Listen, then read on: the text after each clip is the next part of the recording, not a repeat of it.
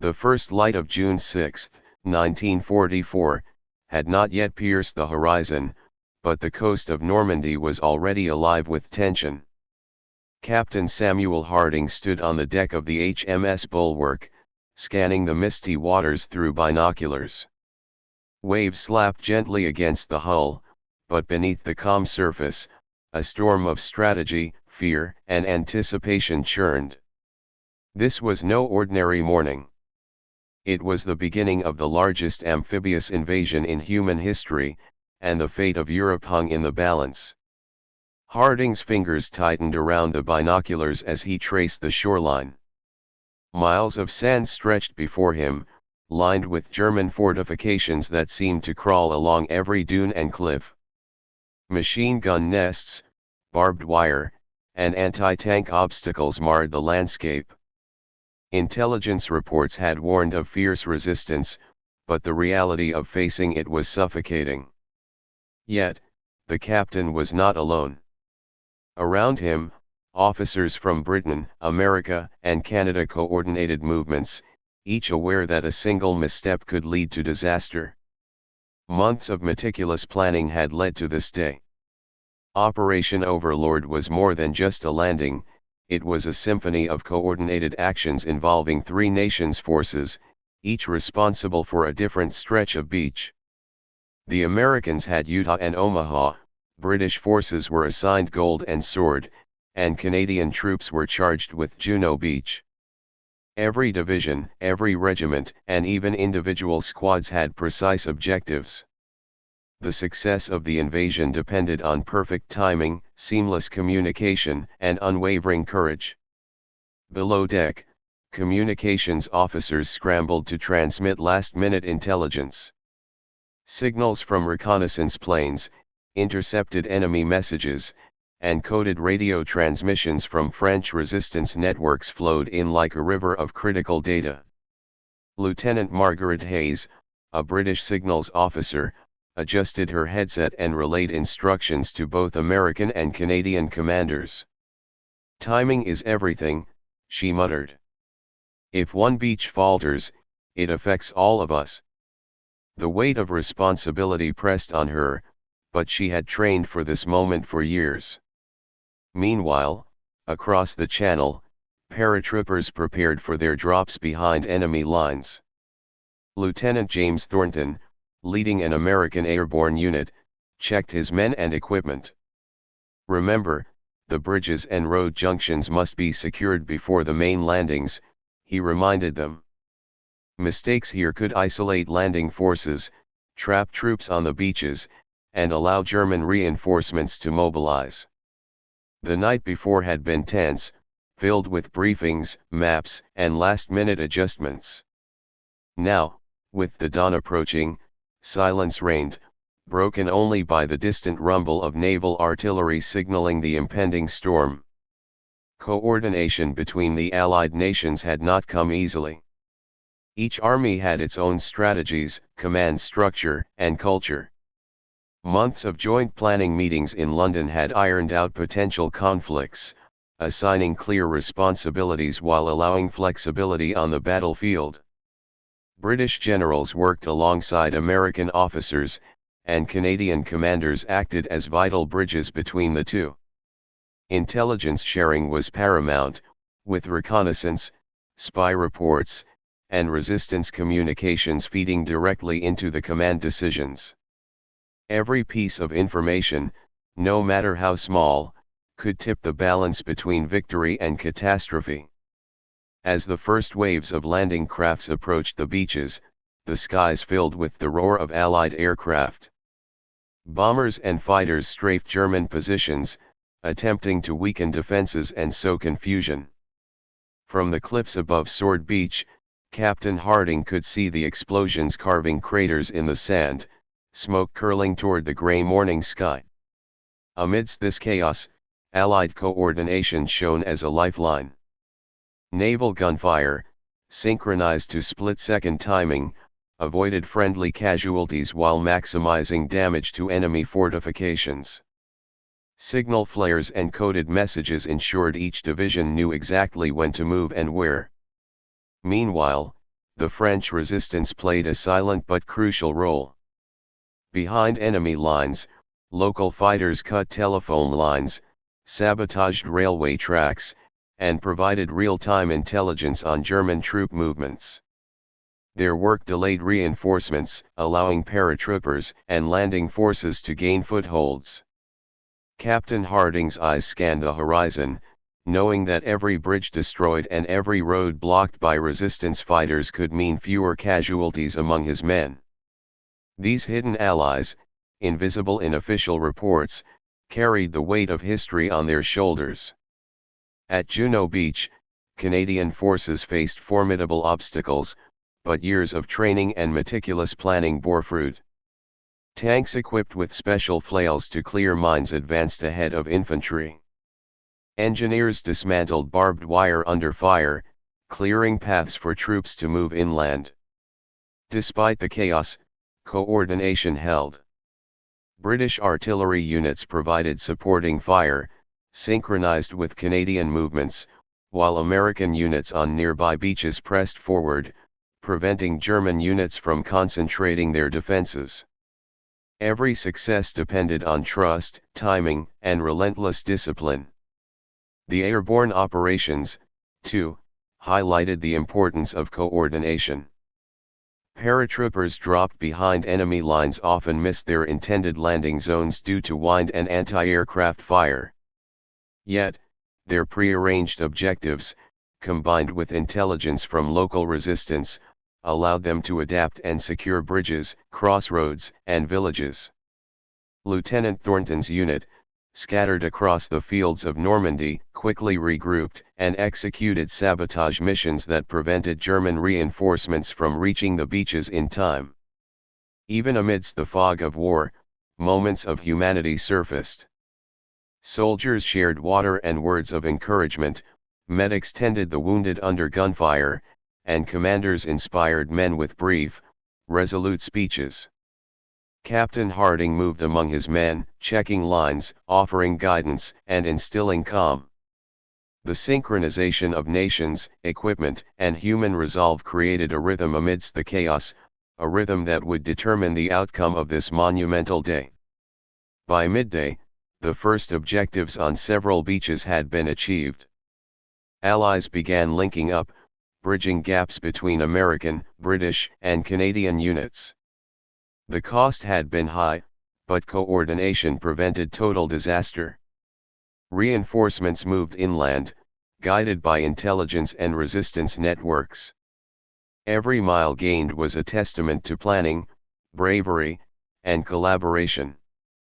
The combined effort proved that wars are won not only by firepower but by communication, strategy, and unity. As night fell over Normandy, the coastline was transformed. Smoke rose from destroyed bunkers and obstacles, while soldiers consolidated positions, preparing for the next phase of the invasion. Captain Harding stood on the shore, exhausted but resolute. Tomorrow would bring more fighting, more danger, but today had shown the power of careful coordination and shared purpose. Across the beaches, men from 3 nations had fought as one, turning a meticulously planned operation into a historic success. In the shadows before dawn, the world had changed. The beaches of Normandy, once fortified and impenetrable, were now gateways to liberation. Behind the headlines, in the coordination rooms, among the paratroopers and resistance fighters, a silent story of discipline, intelligence, and teamwork unfolded, a story that would become the backbone of Allied success in Europe. D-Day was not just a battle, it was the culmination of months of planning, courage, and cooperation, a reminder that even amidst chaos, unity can alter the course of history. Shadows behind enemy lines. The night sky over Normandy was streaked with the searchlights of German anti-aircraft defenses, slicing through the darkness like knives. Lieutenant James Thornton gripped the edge of his glider, his knuckles white, hard hammering against his chest. Below, the patchwork of fields, forests, and villages awaited, silent yet teeming with unseen dangers. Every second mattered, every decision could mean life or death. Their mission was clear: cut off German reinforcements, secure critical bridges, and sow confusion before the main invasion reached the beaches. Yet clarity did not make the night any less terrifying. As the gliders drifted toward their drop zones, the roar of engines and the occasional burst of anti-aircraft fire reminded them that danger was everywhere. Thornton whispered to his men, "Stick together, hit the objectives, and adapt." The small airborne unit knew that success depended not just on courage, but on coordination with units hundreds of miles away on the beaches. The Allies had orchestrated a vast, multi-layered plan. Their parachute drop was one thread in a massive tapestry that could unravel at a single misstep. Meanwhile, in the villages scattered across Normandy, French resistance fighters moved with quiet precision. Farmers, shopkeepers, and even children participated, cutting railway lines, sabotaging vehicles, and signaling troop movements to the Allies. One small cell had spent weeks preparing for tonight, hiding explosives in barns, planting signs for the paratroopers, and memorizing patrol schedules. Their work was invisible but indispensable. Without it, the invading armies would have faced reinforced German divisions and deadly ambushes. The drop was chaotic. Strong winds and heavy anti-aircraft fire scattered paratroopers across fields, forests, and hedgerows. Thornton's unit landed far from the intended rendezvous point, some men tangled in trees, others bruised from rough landings. Panic could have taken hold, but discipline prevailed. They regrouped in small pockets, each taking stock of their equipment and casualties. Orders remained unchanged: secure bridges, destroy communications, and delay German reinforcements at all costs. Lieutenant Sophie Dubois, leading a French resistance cell in a nearby village, watched with tense anticipation. She had received coded messages hours earlier, confirming the exact landing zones of the American and British paratroopers. As the first groups emerged from the darkness, she signaled with lanterns and discreet flares, guiding scattered soldiers to cover. Coordination between the resistance and the Allies was critical. A single misfire, a wrong signal, could alert the Germans and doom the mission. Yet, Sophie had trained for years for this exact night, and her nerves were steeled by the knowledge that thousands of lives depended on her actions. Deep within the countryside, Thornton's team approached their first target, a key bridge spanning a narrow river, guarded by a platoon of German soldiers. Using a combination of stealth, improvised explosives, and coordinated flanking maneuvers, the team silently neutralized the guards and set charges. Within minutes, the bridge was prepared for destruction at the precise moment needed to halt enemy reinforcements. The operation required split-second timing: too early, and the advancing Allied forces would lose critical access; too late, and German reinforcements could cross and attack the beaches.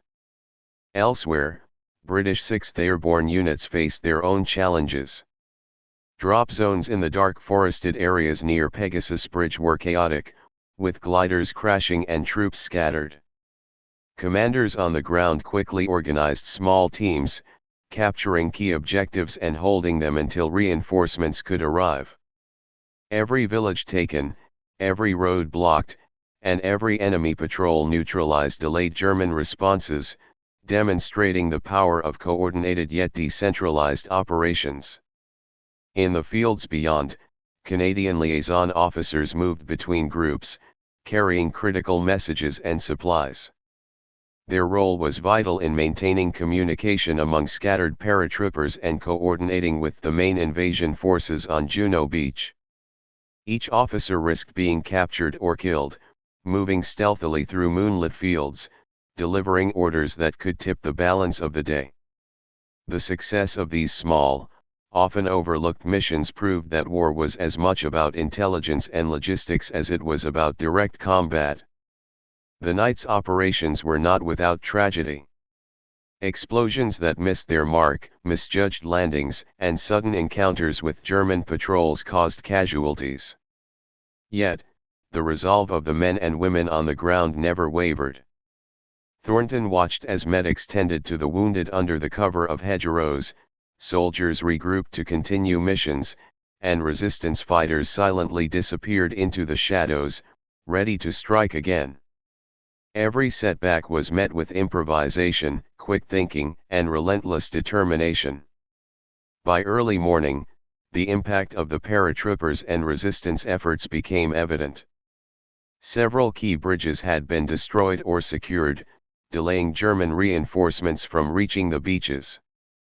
Roadblocks forced enemy units onto predictable paths, where Allied artillery and air support awaited.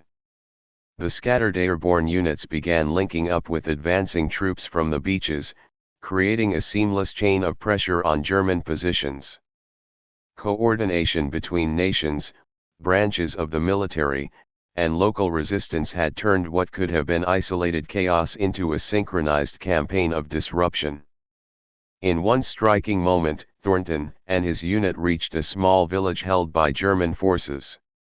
Using a combination of stealth and precise, rapid assault, they secured the village and used its communications hub to send intelligence back to the main command.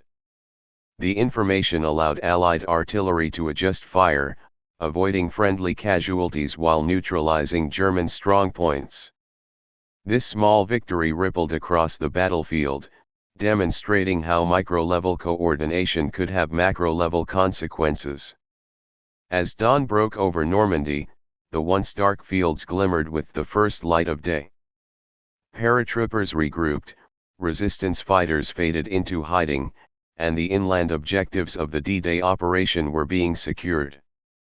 Thornton took a moment to survey the landscape. The night had been brutal, confusing, and deadly, yet the careful orchestration of multinational forces, combined with the courage of individuals, had turned a scattered drop into a strategic advantage. The invasion's success was not merely in the numbers on the beaches but in the invisible threads of coordination woven behind enemy lines. By the time the sun fully illuminated Normandy, the inland operations had significantly weakened German responses. Bridges destroyed or held, roads blocked, and villages secured ensured that the advancing American, British, and Canadian troops would face less organized resistance as they pushed from the beaches. Thornton, exhausted but resolute, knew that the next phase linking with the main invasion forces would test their endurance further. Yet for now, the shadows behind enemy lines had been conquered, a testament to planning, courage, and the unyielding power of cooperation. The inferno on the shore. The roar of the ocean masked the approaching dread, yet the pounding of thousands of boots against metal decks made it impossible to ignore the truth: the Allied forces were about to collide head-on with history.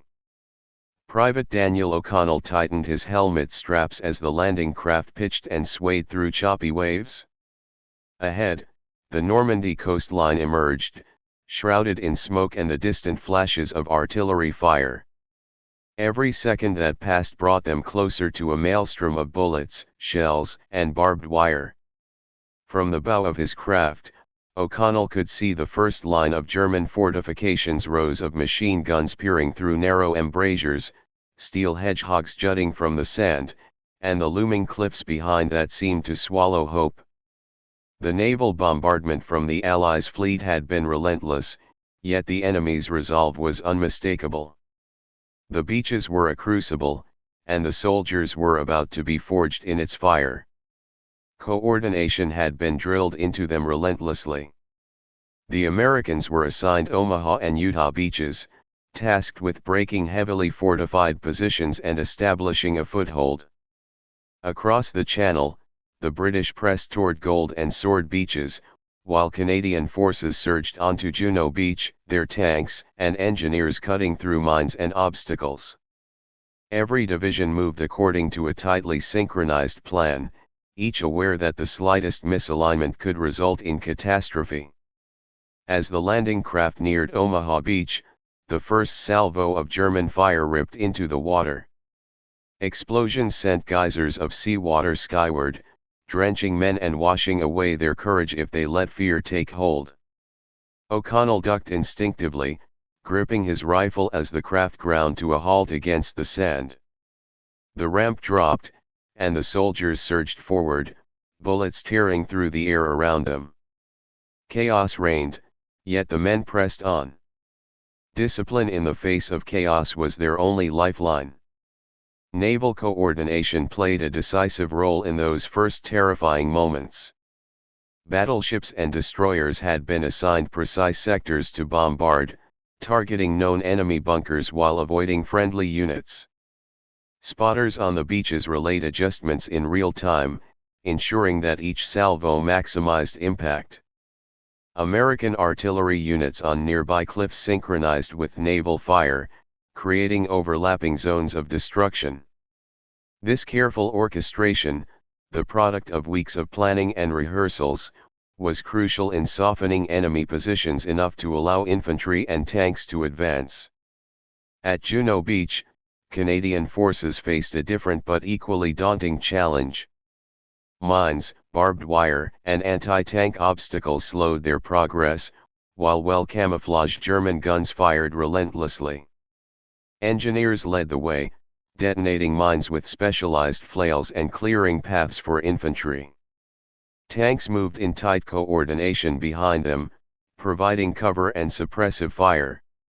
Liaison officers communicated constantly with nearby British units, ensuring that movements were harmonized and that no gap in the front line could be exploited. Every advance was a dance of precision, executed under the constant threat of death. Amid the thunder of artillery and gunfire, small acts of heroism shaped the battle. Medics waded into open fire to rescue the wounded, soldiers carried their comrades across exposed terrain, and officers improvised tactics on the fly to overcome unexpected resistance. In one sector, Private O'Connell found himself separated from his unit, trapped behind a sand dune while German fire raked the beach. Using signals he had been trained to recognize, he coordinated with a nearby tank crew, which laid down suppressive fire long enough for him to move forward. It was small, personal coordination that saved lives amidst the mass of the invasion. Meanwhile, behind the scenes, intelligence units monitored enemy movements, relaying information to commanders on the beach. French resistance had disrupted railway lines and communications, preventing German reinforcements from reaching the front lines quickly. The combination of airborne sabotage, naval bombardment, and infantry assault demonstrated the multilayered planning and coordination that defined D-Day. Each element reinforced the others, creating a momentum that could not be easily stopped. By midday, the tide had begun to turn. The initial waves of soldiers had secured small sections of the beach, and engineers continued clearing obstacles to allow armor and supplies to move inland. The first counterattacks by German forces were met with coordinated resistance. Artillery barrages, machine gun nests, and tactical reserves worked in concert to repel them, highlighting the effectiveness of the Allied strategy. Every step forward was a testament to the combined strength of multinational planning, discipline, and courage. At Sword Beach, British forces faced similar trials. Their objectives included capturing key towns and establishing connections with airborne units inland.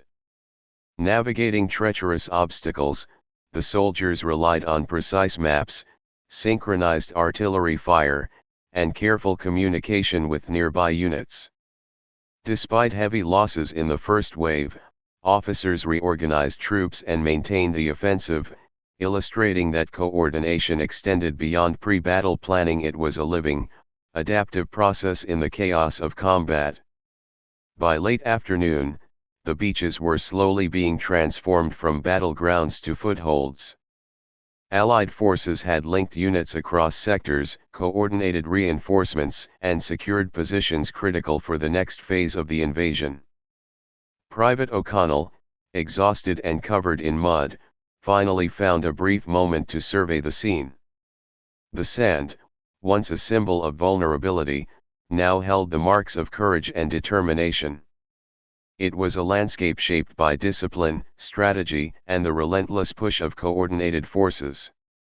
Even as night fell, the battle did not cease. Defensive positions were strengthened, reinforcements moved up, and medical units worked tirelessly to stabilize the wounded. Naval support remained vigilant, providing artillery cover as the Allies consolidated gains. The first day of D-Day had been a testament to planning, teamwork, and the indomitable spirit of those who had been thrust into fire. Coordination between American, British, and Canadian forces, along with the support of local resistance and airborne units, had turned what could have been a slaughter into a historic foothold on enemy soil. The shoreline, once a symbol of impenetrability, now marked the beginning of liberation. Commanders, soldiers, and resistance fighters alike knew that this was only the start. The battles inland, the push through fortified towns, and the drive toward ultimate victory were just beginning.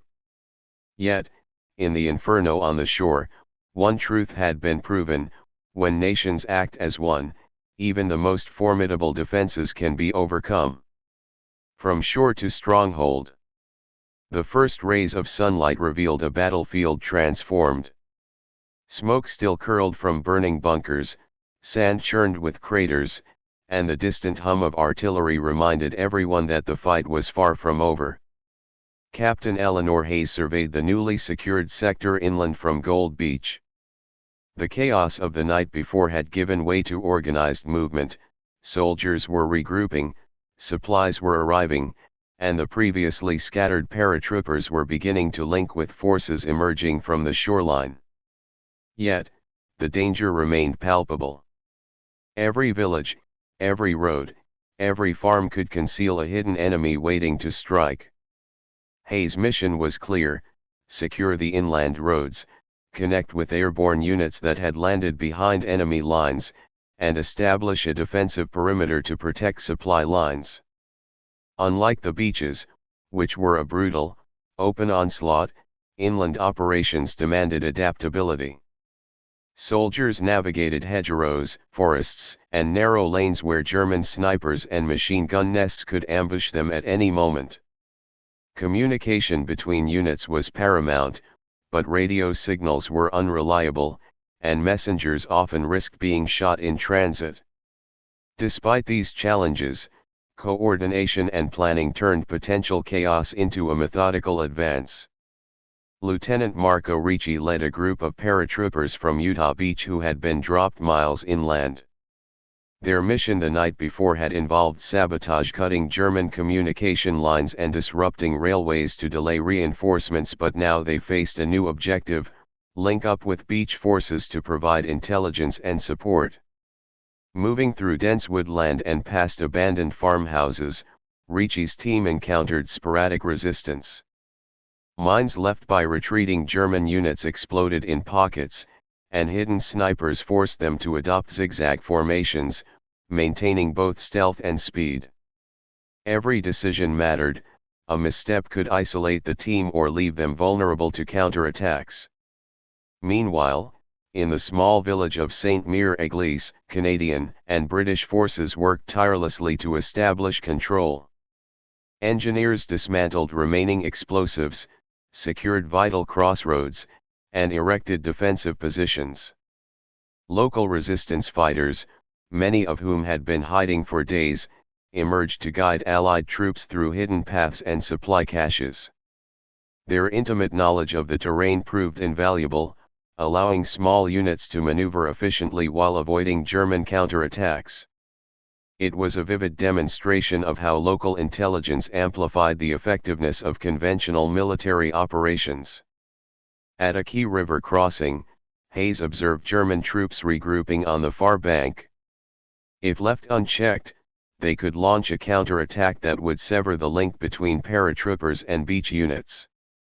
Using artillery spotters and reconnaissance drones, Hayes coordinated a precise bombardment. Simultaneously, infantry units prepared for a rapid crossing under cover of smoke and suppressive fire. The operation required exact timing, any misalignment could have left her soldiers exposed. When the assault commenced, it was executed with near-perfect synchronization. Soldiers advanced, artillery pounded enemy positions, and engineers quickly erected temporary bridges. Within hours, the river was secured, and Allied lines were solidified. In the northern sector, Lieutenant Ricci's team joined forces with a British unit that had advanced from Sword Beach. The meeting point was tense, both groups had faced separate dangers, suffered casualties, and were uncertain of what lay ahead. Yet, as they merged, morale surged. Combining reconnaissance reports, intelligence from resistance fighters, and first-hand observations, the commanders could make informed decisions about the next phase of the push. Roads were cleared, supply convoys coordinated, and defensive positions established to protect newly captured towns. This was the moment where scattered operations coalesced into a unified force. Elsewhere, American engineers and infantry worked to neutralize enemy strongpoints in a nearby village. German soldiers, trapped in fortified cellars and barns, resisted fiercely. Clearing operations were delicate, heavy artillery could destroy buildings, but precision assaults minimized civilian casualties and preserved structures for future use. Small units used a combination of grenades, flamethrowers, and coordinated assaults to gradually clear buildings. Communication between units was constant. Hand signals, runners, and field radios allowed soldiers to move in sync despite the confusion of close-quarters combat. Each building secured was a small victory that strengthened the larger front line. Supply lines, often overlooked in the chaos of battle, became critical lifelines. Trucks laden with ammunition, food, and medical supplies moved along roads that were constantly under threat from sniper fire and sporadic artillery.